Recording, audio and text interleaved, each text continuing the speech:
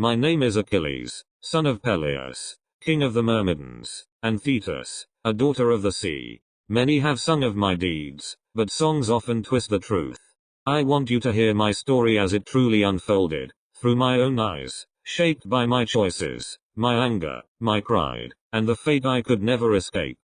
From the moment the world welcomed me, destiny clung to me like a second skin. My mother, Thetis, feared what the fates whispered. She wished to shield me from death itself. So she carried me to the river Styx, whose waters were said to make the body unbreakable. She held me tightly by my heel and plunged me beneath the surface. The water bit into me like ice and flame at once. When she pulled me out, my skin had hardened, no blade could pierce it. But where her fingers held me, the water had not touched. My heel remained mortal, fragile, the single opening in my armor of flesh. As a child, I grew swiftly, stronger and faster than others my age. My father entrusted me to Chiron, the wise centaur who lived in the mountains. Under his watchful eye, I learned not only how to fight, but how to heal, how to think, how to understand the world. He taught me music to calm my spirit and strategy to discipline my mind. But deep inside me lived a burning restlessness. I longed for greatness, for a place among the heroes whose names echoed through time. I did not want to simply live, I wanted to be remembered. When word spread that Helen of Sparta had been taken to Troy, the winds themselves seemed to carry the sound of war. Kings gathered, armies formed, prophecies stirred once again. Some claimed that Troy would never fall unless I joined the fight. My mother, desperate to save me from my foretold fate, tried to hide me. She brought me to the island of Skyras and disguised me as one of the king's daughters. Imagine me, Achilles, wrapped in women's robes, pretending meekness while my heart pounded with the desire for battle. It did not last.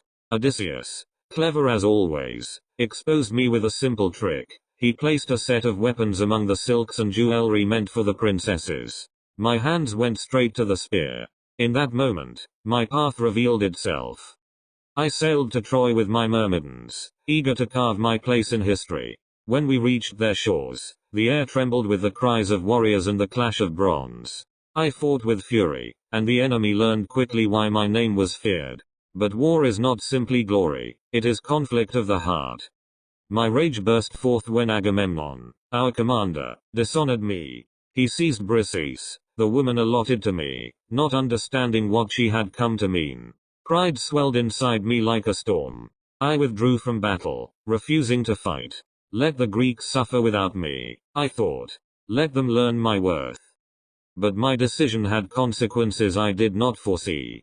My dearest friend, Patroclus, unable to watch our comrades fall, put on my armor and entered the battlefield in my place. When I learned he had fallen at the hands of Hector, the prince of Troy, the world itself seemed to crack. Pain hollowed me. Grief consumed me. For the first time, I felt the weight of what it meant to be mortal, not the fear of death, but the agony of losing someone you love. I returned to battle not for glory, but for vengeance. When I faced Hector, the earth held its breath. Our spears clashed. Our shields rang. And in the end, my fury proved stronger. But victory brought no joy. Even as the Trojans wailed, I felt only emptiness. My fate tightened around me with each passing day. I knew death waited for me. My mother's warnings echoed in my mind. Your life will be short, but your name will never fade. I accepted this truth. A long, forgotten life meant nothing to me. I wanted to be eternal.